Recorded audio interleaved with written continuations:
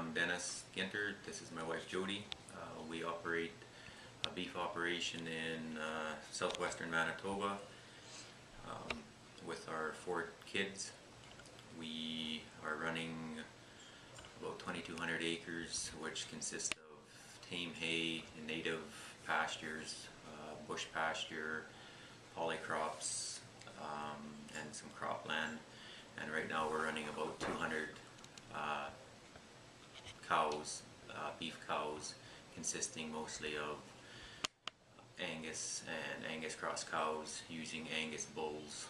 And this year we're actually throwing some Highland bulls in the mix to get some genetics from them. Okay, I'll explain a little bit how we are wintering our cattle and how we are planning on in the future wintering. With a planned grazing system, we are trying to keep them on forage as long as possible, and as we go on in our grazing system, our land will improve and we'll have more forage, which will allow us to keep them out on the land longer.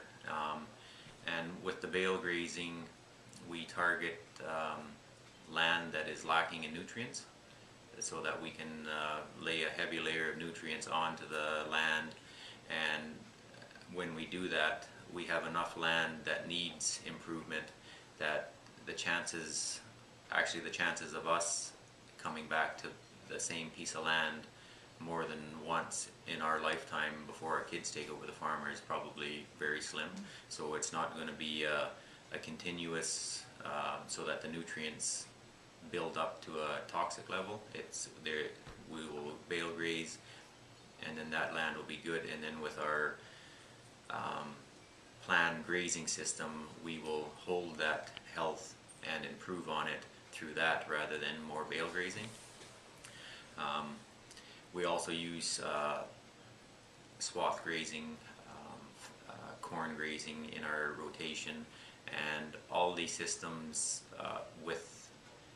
I'm not saying that they would be impossible without shelter belts with the bush, but it would be definitely a lot harder. We are finding that as we are bale grazing and swath grazing and giving our cattle access, either that they can go right into the bush or even just behind a bush for shelter when the storms come, that they're starting to act more like the wildlife. We find that when there's a storm coming, we notice the cows are still grazing at dark, and they will continue to graze through the night, and then whenever the storm hits, the lead cow picks up, heads to the bush, and that's where you'll find them in the height of the storm. This year, when we first had the first few storms of the year, I got all excited, went out dressed up and went out in the storm to see, well, where are the cows. Again, it's still changing my mindset that I have to look after the cows, and I would get out to the bush where they were at, and they would either be laying down chewing their cud or standing there just chewing their cud, enjoying out of the shelter and that. And I'd get there and say to myself, like, what am I doing here in the middle of the storm? I should be back in the house. And that's the shelter belts.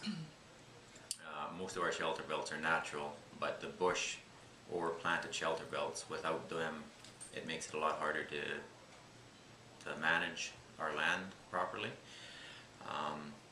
Another thing would be, we've noticed with our planned grazing, we have a lot of pastures that have been grazed off short and then regrow for the year, but we don't go back into them, and the wildlife is coming into those paddocks and eating that grass because it's more nutritious than grass that has been grown all year and never been grazed. And also with our polycrops, we're finding that the wildlife are in them, so we enjoy hunting, so that to us is a big bonus. We're seeing a lot more deer. The boys were out this fall trying to track down the big buck, and he's here, but they just can't seem to catch him. So for us, that's a big bonus. And without I believe without the trees, whether you have natural shelter belt or planted shelter belts, that wildlife will come if you have shelter for them and proper feed for them to consume during the winter. And we have an increase of birds. When we first moved here, we noticed there wasn't many birds, and there was never like cowbirds that sit on the backs of the cows and eat the bugs, and there was just no songbirds. And then once we started with the rotational grazing and stockpiling, and that, the birds started coming back, and now you can go out, and when you're walking through the bush, it used to be just all you would hear was your footsteps, and now when you walk through, you hear birds, and we have tons of different birds that we had never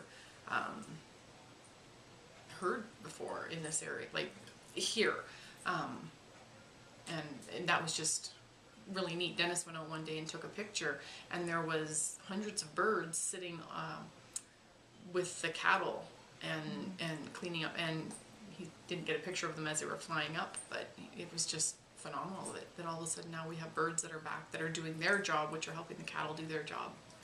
And that comes from increasing the health of the land, the birds.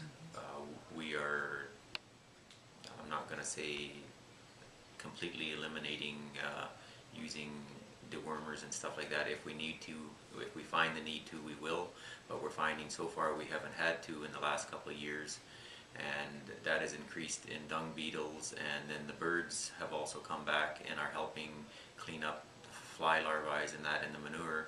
And with, again, we got to look at this as a whole. Without the trees and the shelter belts cover for the birds, that without that there would be less of them, and it doesn't take care of naturally the fly problem and that kind of thing. Yeah, there's so much potential in this system of managing to improve our land. The more grass we grow, the more carbon we're going to sequester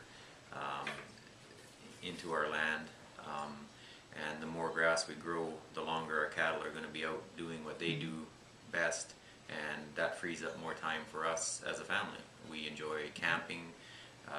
I can spend a lot more time not missing the sports of the kids, taking them to doctor's appointments, helping Jodi, whether it's in the house. We grow our own garden, so I will help with the canning. We have a rainy day and I don't have to go fight in the mud.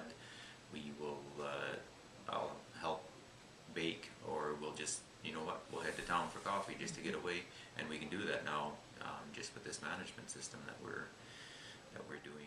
Yeah, if anybody wants to give us a call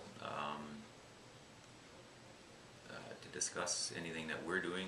Everything we do, it doesn't work out. There's failures and everything, but we learn by it, and we'd be more than happy to share our positive and our negative, so that somebody else doing the same thing or a similar thing doesn't have to go through the same failures we do or we did.